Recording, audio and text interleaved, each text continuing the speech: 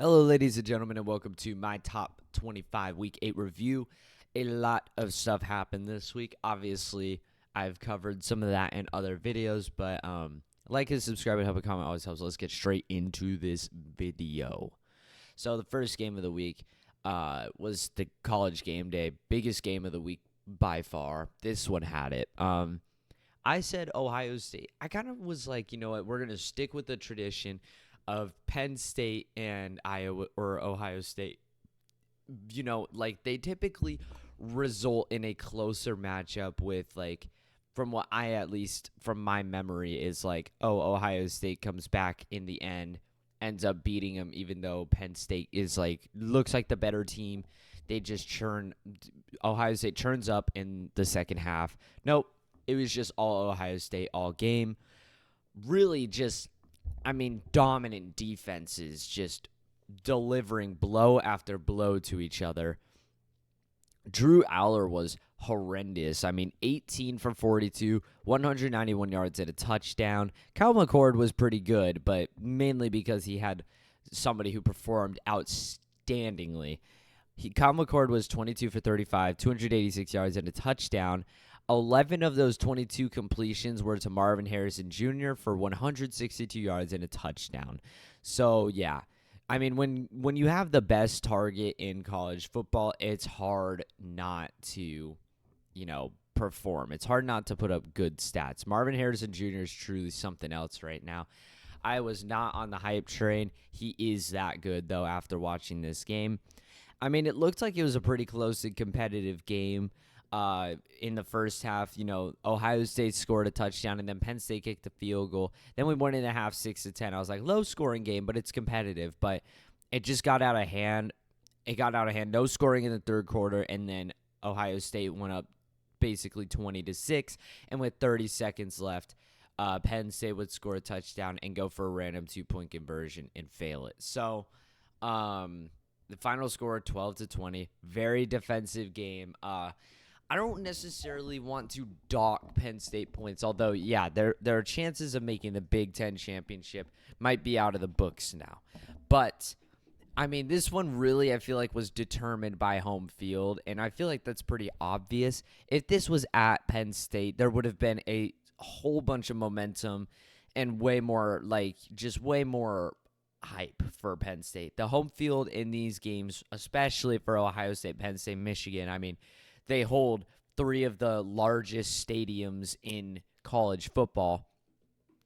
The home field is all the more important, but Ohio State had it today. So Penn State, or not today, but Penn State loses, Ohio State is victorious. UCF at Oklahoma, a sketchy, scary one.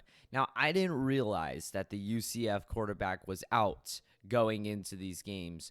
I was looking at their resume and them getting beaten by Kansas State, them getting beaten by Baylor, them getting beaten by Kansas. I was like, all right, they're not that good of a team. But that was because their quarterback, something Plumlee, wasn't playing in those games. He comes back for this game, as well as more important information, Dillon Gabriel's going up against his former team, brings us to a 2-point finish and almost an upset. I blame the play call on the 2-point conversion. It was the stupidest play call I've ever seen. And with that being said, they didn't convert it. So UCF falls short, but still they've just become a major threat for every other team they play. They host West Virginia, in which UCF is already favored by 7. They're at Cincinnati. They host Oklahoma State. They're at Texas Tech, and they host Houston. They could win out. They could. In hindsight, I'd say their hardest game would have to be at Texas Tech. But yeah, they UCF definitely performs way better than we thought. I don't want to dock Oklahoma points on this one because it is Dillon Gabriel's old team, and they just had a really slow start. They were struggling, had a slow start. They went into the half tied 17-17. And then, UCF kicked 2 field goals, but then we get into the fourth quarter and Oklahoma delivers 2 blows just like that, bang, bang, and goes up 31-23. It was just some last second effort by UCF to try and tie the game up. I guarantee you Oklahoma would have probably, with the time left on the clock, definitely could have gone down the field and kicked a field goal and or won it in overtime. Dillon Gabriel was all right. He was 25 for 38, 253 yards, 3 touchdowns, but a pick. But yeah, really, it was just it looked like a slow start for Oklahoma. And ultimately, UCF didn't turn the ball over. They didn't give any possessions to Oklahoma, whereas Oklahoma gave away an interception. So that on its own is already big enough. But yeah, I'm not going to blame Oklahoma on this one. Although it is a little sketchy that it is at Oklahoma and they're only winning by 2, still not going to blame them. Air Force at Navy. Sorry, I forgot to flip these logos again. I said this one would be like more of a lower scoring game, very defensive. I was right in that sense, but it was way lower scoring. Navy ends up putting up a touchdown with 50 seconds left to make it 6-17. They failed the 2-point conversion. I don't really know why they're going for the 2-point conversion, but whatever. Yeah, normally, like the way I look at these teams, and I say these are running teams, but Navy tried to take a new approach. Their quarterback was 13 for 23, 96 yards, and a touchdown and 2 interceptions. So they tried using the passing game, and it just failed for Navy. Their running game was like absent. This Tezca guy, or Tegza, Alec Tegza, was the leader in running yards and in receiving yards for Navy, and they're nowhere near special. The quarterback for Air Force, 4 for 5, 151 yards, and a touchdown. Now, those stats are a little slanted by a catch and run for 94 yards, it looks like, by this dude named Dane Kinnaman. Day Kinnaman, 1 reception, 94 yards, and a touchdown. So, yeah. This score should really be more than it is. The starting drive of the game, Air Force missed a field goal. And ultimately, Air Force they didn't perform, I feel like, the best they could. They missed 2 field goals in this game. Yeah. And ultimately, it was just a defensive game. It should have been like 16-6, but Air Force ended up getting a pick 6. So yeah, this game was a defensive one. Not really sure what to think about it. I really am liking this Air Force team right now, though. Yeah, so that's really all I have to say about this. I wasn't able to watch it. It was on CBS, so I don't really have that much information. North Texas had Tulane. This one was kind of surprising. I said it would be like just Tulane shutting down, which I really should have said it should have been more scoring than I gave it credit for. It turns out I would have been pretty right if I gave North Texas more points like I should have, but I didn't. But for a while, it was looking like my prediction was going to be right. Tulane was up 7-28, and they just let North Texas go 21 points unanswered before, with 2 minutes and 34 seconds left, Michael Pratt turns into God himself and takes a 19-yard run in for a touchdown. Michael Pratt, very underrated quarterback. He's only a junior right now. I think this Tulane team is still pretty good. Even though they lost to Ole Miss, keep in mind they lost that Ole Miss game without Michael Pratt. One of the only games they didn't have him. Unfortunate timing. So yeah, I think this Tulane team is still pretty good. It sucks that they lost that, but yeah, I probably should have given North Texas more points. But if anything, I would have given Tulane more points. I think for a while they were kind of just like up 28-7. They were like, all right, let's bring this game to a close. Washington State at Oregon. This one actually kind of surprised me. I was very interested in this game. I said it would be a blowout just because Washington State has not looked the same since they did against Oregon State, but they definitely they fixed whatever it was. 24-38. Yes, the final score is a little slanted with Washington State scoring a touchdown and 2-point conversion with 52 seconds left. But honestly, I don't blame Washington State for this. They still had a great game. Cam Ward was 34 for 48, 438 yards and a touchdown. That's really good stats, man. The problem for Washington State was the running game was absent. Cam Ward was the leading rusher with 11 carries for 30 yards. meaning their running back carried for like 20. Their running game was nowhere. It was all passing, all air raid. Oregon only topped Washington State's total yards by 50. And honestly, Washington State, they were playing great. They were playing great all game, and they finally started taking the fourth downs. They finally started going for the fourth downs, which I didn't want to see early in the game, but later in the game, I understand it because they were down like right here. They were down 16-31. They got to go for the first down to, score a touchdown, make it a 7-point game. They don't get it. Oregon scores a touchdown. Then they go down the field and they do the same thing. They go for it on fourth down. They don't get it. So I understand the play calling. The one that I didn't like was when it's tied 10-10.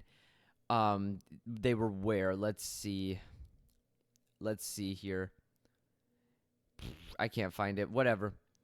Yeah, Washington State, sorry. Washington State earlier in the game kind of just goes for this fourth down call, and instantly after, Oregon ends up scoring a touchdown. So yeah, that one kind of stung them.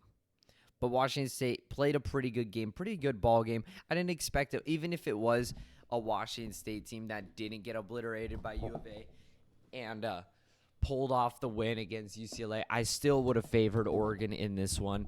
Oregon Stadium is one of the hardest stadiums to play in right now. I'm actually surprised by how they performed, though. They were better.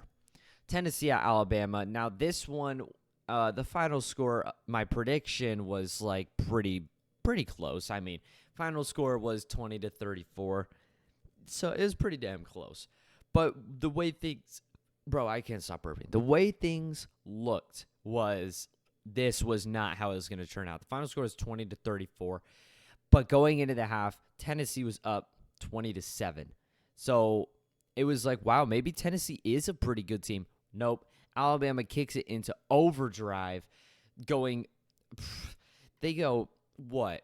Let's do some math here. They go 27 points unanswered. Tennessee doesn't put up a point in the second half, exposing what they really are. They had a fairy tale run at the start. Tennessee falls to Bama. And I bet you Bama fans are probably pretty happy with this one after what happened last year. Nothing to be said here other than Alabama is actually still a pretty good team. They are still a pretty good team. Don't get me wrong. South Carolina at Missouri, this one went just how we expected it to. I said South Carolina would try to put together some last-minute movement. They ended up not doing that. South Carolina put up 4 field goals, no touchdowns. Missouri is a pretty good team right now, man. If only Brady Cook didn't throw that awful pick 6 at the end of the LSU game, I think Missouri would have had it. They would have won that game, man. But they lose it. Sadly, that's just a loss, and that's just a bad loss. But Missouri is still a pretty good team right now. It's crazy. Yeah, I did not think they were going to be good going into this year. Minnesota at Iowa. This one, I said it would be low scoring, with Iowa getting like a pick 6 to put us at the final score. Nope, they end up losing to Minnesota, which is just a horrible loss for Iowa. I mean, just horrendous. This Minnesota team is not good. They got killed by North Carolina. They beat Nebraska by 3 points. They lost to Northwestern in overtime. They got slaughtered by Michigan. And then they go into Iowa and they win, scoring probably 4 field goals as well. Iowa's got to fix up this play style of just all defense, no offense. I get their starting QB is out, but, dude, they've just got to figure it out, man. Oh, I clicked on the wrong game. I wanted to show the stats of these players. So this is the quarterback for Iowa, Deacon Hill. He was 10 for 28, 116 yards, and a pick. And the leading rusher was Caleb Johnson, 6 carries, 18 yards. That's awful offense. That's horrific offense. Minnesota had 239 yards of offense. Iowa had 127. I mean, and also Iowa had 3 turnovers. To hold Minnesota to 4 field goals is still impressive, but clearly not enough to get the win, right? They've got to fix their offense if they want to be good, but they get another loss. Bye-bye, Iowa. Texas at Houston. This one really should have been Houston's game. I said Texas would destroy it. Now, correct me if I'm wrong. I think Quinn Ewers got hurt somewhere in this game because, Texas was up. They were up 21-0, and then it just it disappears. I don't know where Quinn Ewers goes. I don't know what happens there, but it looks like he got hurt. And I believe I saw a post about him getting hurt. If that's true, in the time that he was in the game, he was 23 for 29, 211 yards, and 2 touchdowns. So Texas was getting ready to just prowl on this team. But Houston really should have won this one. It was just a terrible 4th down play call. I don't agree with it. And Houston loses. Virginia at North Carolina, the big one. This, I said, they were going to get killed. From the way Virginia has performed this year, I said they were going to get killed. They got slaughtered by Tennessee. They lost to James Madison, slaughtered by Maryland, lost by 3 to NC State, lost by 3 to Boston College, and beat William and Mary by 14 points. Just to go into North Carolina and perform like a team we've never seen before. They win 31-27.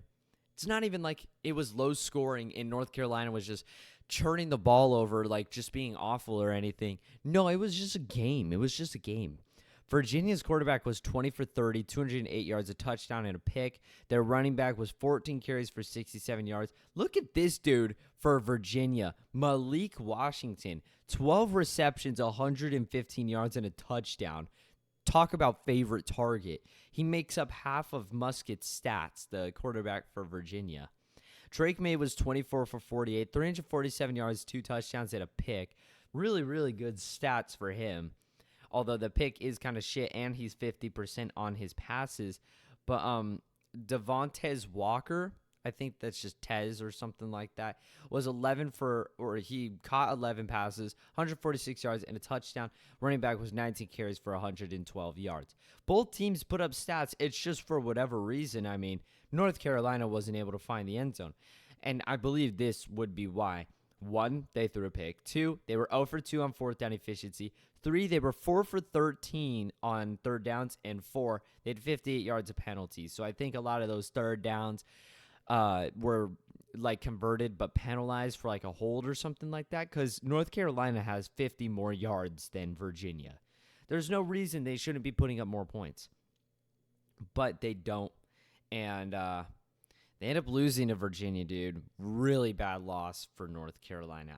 Just awful loss. They dropped down to 17. They went up all the way to number 10. I was starting to get onto the hype train with this team just for them to fail. Ole Miss at Auburn. I think this is the first prediction I've ever gotten right. I just nailed it. I said the score would be 28-21. I don't remember what my reasoning is. I'm pretty sure I just went off of the Arkansas Ole Miss game. And it was 28-21. It looks like Ole Miss kind of controlled this. No, they didn't really. Yeah, they controlled it in the second half. And Auburn scored a touchdown with a minute left on the clock to make it a 7-point game, and Ole Miss takes another victory. Not as high scoring as we'd like to see from a high-powered Ole Miss offense, but ultimately Auburn is, if anything, they are a defensive team, and it's on the road at Auburn, which seems to be a pretty difficult place to play out right now. Looking back at the Georgia game, and I guess at this one. Jackson Dart, man, he was good, but he was bad. He's 10 for 17, 202 yards, a touchdown, and a pick. So he only completed 10 passes. And, I don't know if there was a big play or something in that slanted his stats. This guy right here, Trey Harris, was 4 receptions for 102 yards. So literally take away his 4 receptions. Jackson Dart drops to 6 out of 13 in 100 yards. That's what he drops to. It looks like they were just running the ball, though. So I don't blame Jackson Dart necessarily for having a worse game. Quinshon Judkins, I think. He was 21 carries for 124 yards and a touchdown. So he was just ripping it up. The quarterback for Auburn is starting to show some strength, though. He was 9 for 13, 100 yards, a touchdown, but a pick. Does he not throw that pick? Those are really good stats. He only didn't complete 4 passes, one of which was thrown to the other team, and the running back was 15 carries for 91 yards and 2 touchdowns. I know this quarterback, Peyton Thorne for Auburn, is like a running quarterback from what I've seen, so maybe there's some hope for Auburn in the future. Maybe there's some hope for upset, but Auburn can't pull this one off. Ole Miss had basically 150 more yards of offense than Auburn. Yeah, literally exactly 150 more yards. And, so Auburn didn't ever really have that one in the bag. So, yep, first ever prediction that I have gotten right. Duke at FSU. I'd say this one was a pretty good prediction. I said it would be 14-31. I mean, that's literally off by basically a touchdown for both teams. A bit more higher scoring with Duke going into the half up 20-17, but Duke fans and Duke players can't catch a break. Riley Leonard gets sacked and injured. And there goes Duke. What do? I don't blame the call at all. They try to go for a 4th down with the backup quarterback because if he somehow does complete it, the momentum's back. Duke's like, we've got a chance.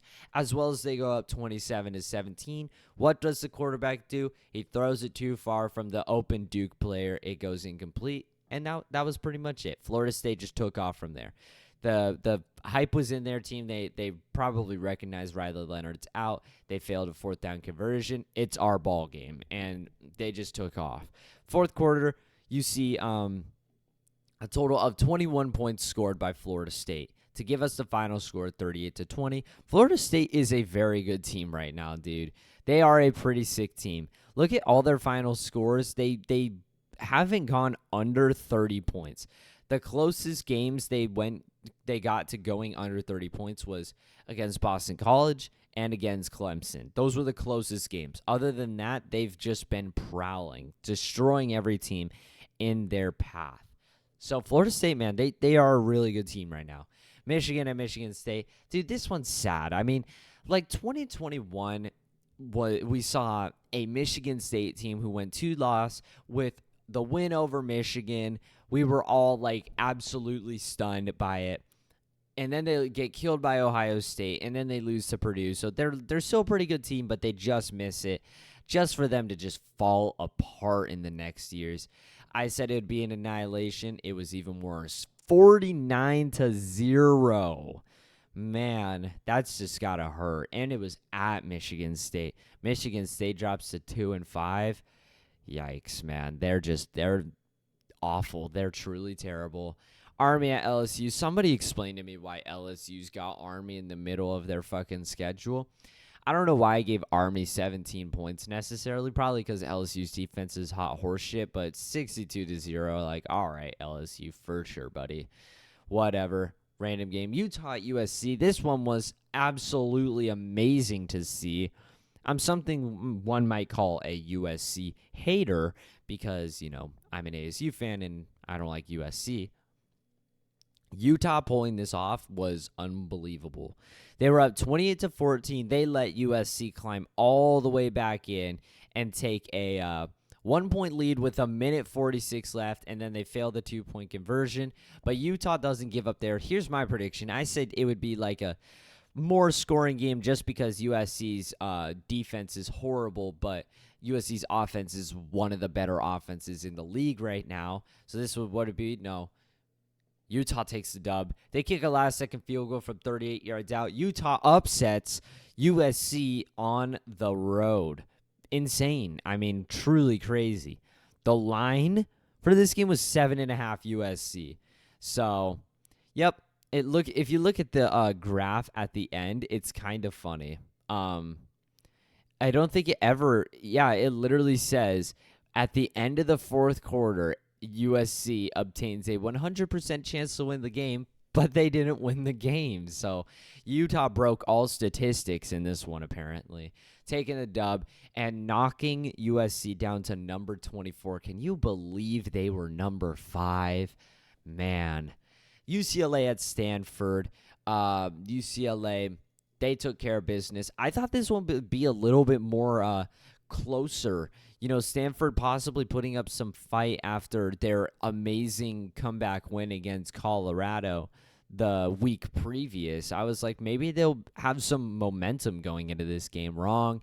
UCLA goes into Stanford and just drops the fucking Thor hammer on them, and they just walk away. They don't pick it back up. Like, Stanford got absolutely manhandled, and they're right back to the Stanford we thought. Yeah, simply there. And this game, you already know how I feel about this game, but besides the officiating and whatnot, let's go ahead and talk about, just the game. So my prediction was, I said it'd be like a closer game with Washington pulling away in the end. I guess I wasn't wrong, but way lower scoring. This was definitely not a good win for Washington fans. Arizona State ranked dead last in turnovers. We had gotten 1 turnover all year, and we go into this game and Washington delivers us 4. And it really sucks that ASU couldn't do anything about it. And really, ASU wouldn't have thrown that pick 6 had our kicker not been missing every field goal possible. Now, I don't necessarily blame him for hitting the upright. That one was just really unfortunate and terrible. But the one where he straight up, it just flails to the left, it's like, all right. ASU ends up going 2 for 6 on 4th down efficiency. You're like, why are they going for that? Because we lost faith in our kicker. That's why. We had to score points, and our kicker was not getting it done. If our kicker would have made those points, we would have had a 13-6 lead, good 7 points. We would have just taken our 3 on that 4th down play. But no, we had to go for it because we needed to, as the 1-5 team we were at the time, we needed to, score. And we end up throwing a pick 6, which puts the game away for Washington. Let me just say, ASU's ASU at Washington. It's raining. And this is a very strong and good Washington team with a bunch of fans in the crowd. And, this just did not look like a good Washington team. Arizona State's defense looked like they were making Michael Penix their bitch. He threw 2 picks, and the Washington offense ended up fumbling the ball twice. Both teams had pretty big amount of penalties. ASU also threw an interception, which was the pick 6. Of course, ASU on all 4 of Washington's turnovers, they don't get shit. But on the one Washington turnover, it's an instant touchdown. ASU had 71 yards of penalties. Washington had 51. ASU was 2 for 6 on 4th down efficiency. Washington was 0 for 0. ASU had 60 more yards than Washington of offense. Give me a break. Washington, oh my goodness. Washington had 13 yards of rushing offense. They were awful on the running side of things. Passing, they had 275 yards, which were definitely boosted at the end of the game on that last drive to kick a field goal to go up by 8. Definitely that drive gave a lot of yards to that. Washington was 3 for 11 on 3rd down efficiency. ASU was 5 for 17. ASU had 20 first downs. Washington had 17. I look at it, ASU was they were the better team in this game. We were simply the better team than Washington. But we lose it. As I said, there was a lot of garbage officiating in this game. And ultimately, I'd say just bad luck. Come on. Hit the pylon. And then I think on the one where he kicks it and it flails to the left, it was tipped or blocked, I believe. So, yeah, ASU ends up losing. Very devastating, very sad. But, still, I don't think ASU is that bad of a team for 1-6. They don't deserve that record. But this is the last game of the week. I hope you guys enjoyed this video. Like and subscribe would help. A comment always helps, and that's all for me. Adios.